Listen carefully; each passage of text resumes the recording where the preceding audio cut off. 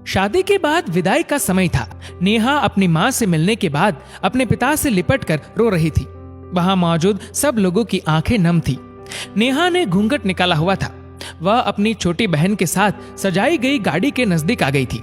दूल्हा अविनाश अपने खास मित्र विकास के साथ बातें कर रहा था। विकास ने कहा, यार अविनाश, सबसे पहले घर पहुंचते ही होटल चलकर बढ़िया खाना खाएंगे। यहाँ तेरे ससुराल में खाने का मजा नहीं आया। तभी पास में खड़ा अविनाश का छोटा भाई राकेश बोला, हाँ यार, पनीर कुछ ठीक नहीं था और रसमलाई में रस ही नहीं था। और वो ही कर जोर जोर से हंसने लगा। अविनाश भी पीछे नहीं रहा। अरे हम लोग होटल चलेंगे, जो खाना है खा लेना। मुझे भी यहाँ खाने में मजा नहीं आया, रोटियां भी गर्म नहीं थी। अपने पति के मुंह से ये शब्द सुनते ही नेहा, जो घूंघट में गाड़ी में बैठने ही जा रही थी, वापस मुड़ी, गाड़ी के दरवाजे को जोर से बंद किया और घूंघट हटाकर अपने पापा के पास पहुंची। अपने पापा का हाथ अपने हाथ में लिया और बोली, मैं ससुराल नहीं जा रही पिताजी, मुझे ये शादी मंजूर नहीं। ये शब्द उसने इतनी जोर से कहे कि सब लोग हक्के बक्के रह गए। सब नजदीक आ गए। नेहा के ससुराल वालों पर तो जैसे पहाड़ टूट पड़ा। मामला क्या था ये किसी की समझ में नहीं आ रहा था। तभी नेहा के ससुर राधेश्याम जी ने आगे बढ़कर नेहा से पूछा, लेकिन बात क्या है बहू? शादी हो गई है, विदाई का समय है, अचानक क्या हुआ कि तुम शादी को नामंजूर कर रही हो? अविनाश की तो मानो दुनिया उजड़ने जा रही थी। वह भी नेहा के पास आ गया, अविनाश के दोस्त भी। सब लोग जानना चाहते थे कि आखिर ऐन वक्त पर क्या हुआ कि दुल्हन ससुराल जाने से मना कर रही है।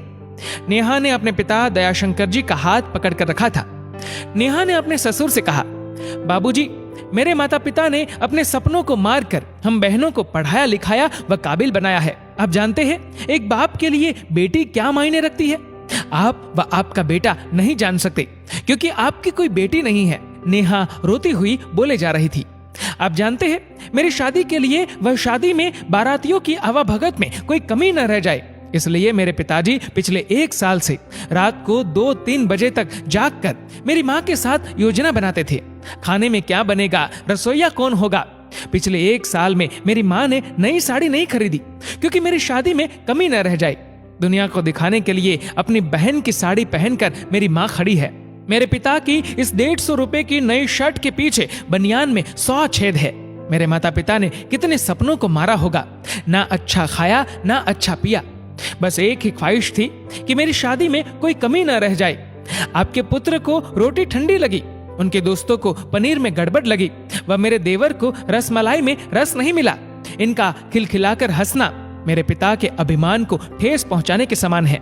नेहा हाफ रही थी। नेहा के पिता ने रोते हुए कहा, लेकिन बेटी, इतनी छोटी सी बात। नेहा ने उनकी बात बीच में ही काटी और बोली, ये छोटी सी बात नहीं है पिताजी। मेरे पति को मेरे पिता की इज्जत नहीं। रोटी क्या आपने बनाई? रसमलाई, पनीर, ये सब कैटरर्स का काम है। आपने दिल खोलकर व हैसियत से बढ़कर खर्च किया है। कुछ कमी रही तो वह कैटरर्स की तरफ से है। आप तो अपने दिल का टुकड़ा अपनी गुड़िया रानी को विदा कर रहे हैं। आप कितनी रात रोएंगे क्या मुझे पता नहीं। माँ कभी मेरे बिना घर से बाहर नहीं निकली। कल से वह बाजार अकेली जाएगी। जा पाएंगी? जो लोग पत्नी या बहू लेने आए हैं वह खाने में कमियां निकाल रहे हैं। मुझ में कोई कमी आपने नहीं रखी। ये बात इनकी समझ में नहीं आई। दयाशंकर जी ने नेहा के सर पर हाथ फिराया। अरे पगली, बात का बतंगड़ बना रही है। मुझे तुझ पर गर्व है कि तू मेरी बेटी है, लेकिन बेटा, इन्हें माफ कर दे। तुझे मेरी कसम, शांत हो जा। तभी अविनाश ने आकर दयाशंकर जी के हाथ पकड़ लिए। मुझे माफ कर दीजिए बाबूजी, मुझसे गलती हो गई। मैं उसका गला बैठ गया था, रो पड़ा था वह। तभी राधेश्याम जी ने आगे बढ़कर नेहा के सर पर हाथ रखा। मैं तो बहू लेने आया था, लेकिन ईश्वर बहुत कृपालु है। उसने मुझे बेटी दे दी, वह बेटी की अहमियत भी समझा दी। मुझे ईश्वर ने बेटी नहीं दी, शायद इसलिए कि तेरे जैसी बेटी मेरे नसीब में थी। अब बेटी, इन नालायकों को माफ कर दे। मैं हाथ जोड़ता हूँ तेरे सामने। मेरी बेटी नेहा मुझे लौटा दे। और राधेश्याम जी ने सचमुच हाथ जोड़ दिए थे। वह नेहा के सामने सर झुका दिया। नेहा ने अपने ससुर के हाथ पकड़ लिए। बाबूजी, राधेश्याम जी ने कहा, बाबूजी नहीं, पिताजी। नेहा भी भावुक होकर राधेश्याम जी से लिपट गई थी।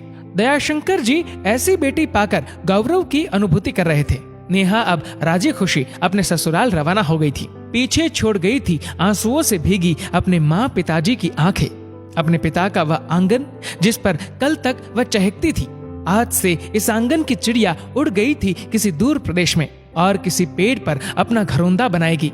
एक बेटी माँ बाप का अभिमान व अनमोल धन होती है, पराया धन नहीं। कभी हम शादी में जाए तो ध्यान रखें कि पनीर की सब्जी बनाने में एक पिता ने कितना कुछ खोया होगा, वह कितना खोएगा। अपना आंगन उजाड़कर दूसरे के आंगन को महकाना कोई छोटी बात नहीं। बेटे की शादी में बनने वाले पनीर, रोटी या रसमलाई पकने में उतना समय लगता है जितनी लड़की की उम्र होती है। ये भोजन सिर्फ भोजन नहीं, पिता के अरमान व जीवन का सपना होता है। बेटे की शादी में बनने वाले पकवानों में स्वाद कई सपनों के कुचलने के बाद आता है, व उन्हें पकने में सालों लगते हैं। बेटे की शादी में खाने की कद्र करें।